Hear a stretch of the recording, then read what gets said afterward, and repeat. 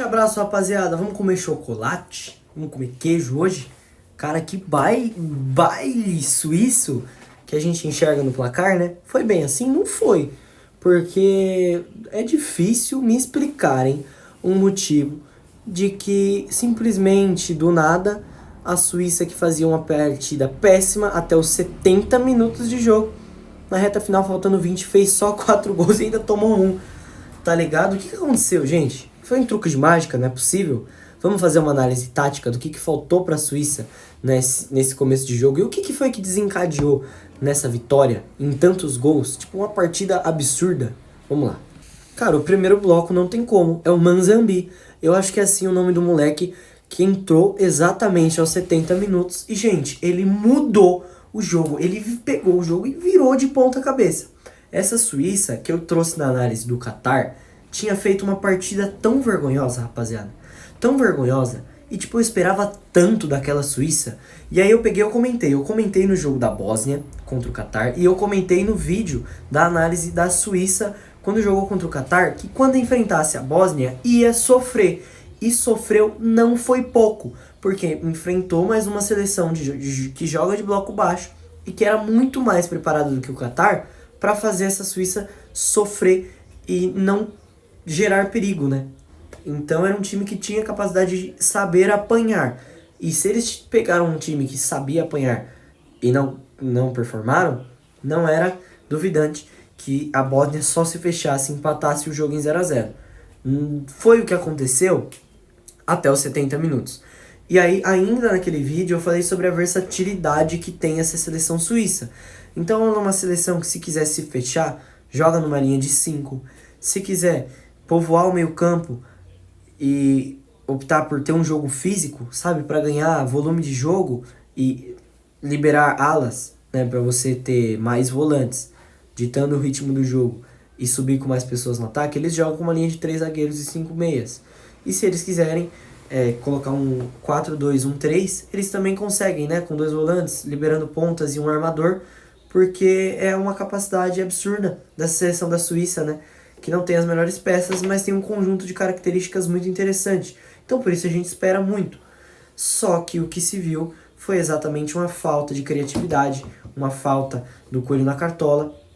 E aí que vem a obra-prima, né, a grande cereja do bolo. A mágica, o truque de mágica da substituição. Então a entrada desse moleque fez, acho que é ele que sofre o pênalti, e é aí que começa o jogo para a Suíça, a partir de 70 minutos. E eu falava, mano, vai ganhar o jogo com um pênalti nojento desse, pelo amor de Deus, mais um pênalti nojento que vai precisar dessa Suíça para pontuar contra uma seleção mais fraca. Porra, cadê aquela versatilidade? Esperava tanto, gente, eu esperava tanto dessa Suíça. E assim, não me convenceu, tá? Porque é aí que desencadeia, claro, a goleada, mas a gente não pode ter um time tão versátil e com tanto potencial nessa Copa só jogando contra a Bósnia a partir dos 70 minutos, tá? Mas aí vem muito da leitura do jogo, tá? E aqui é a primeira vez que eu trago isso em vídeo, mas é o que antes da Copa eu acompanhei, né, sobre as novas regras que seriam aplicadas na Copa, para entender. E eu tinha certeza já, eu já tinha essa análise pronta. A tal da pausa para hidratação do segundo tempo foi um fator que virou a chavinha para essa equipe da Suíça, que estava muito sem confiança, né? O jogo deles que passa inteiramente pelo Granit Xhaka.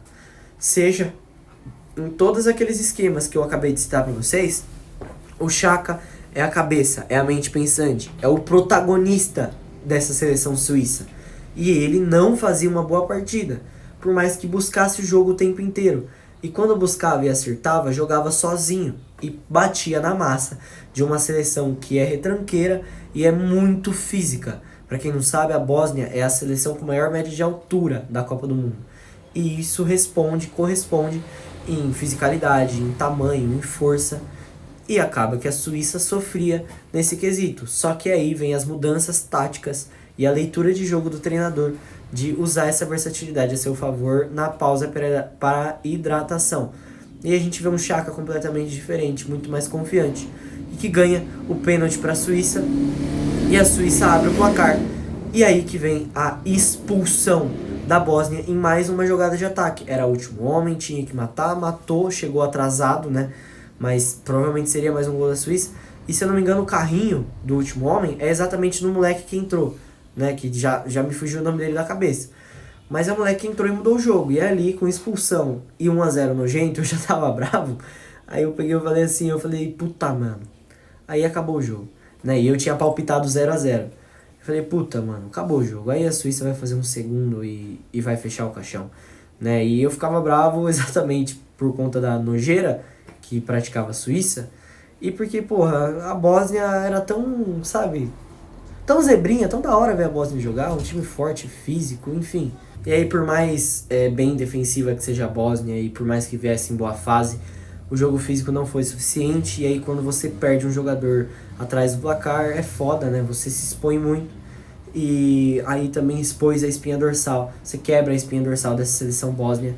E, porra, a Suíça aproveitou bem as suas chances, subiu com tudo, por isso que tomou um gol, se expôs. E aí não vem ao caso, né? 4-1. E acho que também é uma seleção que já se garantiu na próxima fase. Por mais que tenha empatado de forma nojenta contra o Catar. E quase peidou, né? Mas é isso, esse foi o truque de mágica suíço. Um forte abracinho.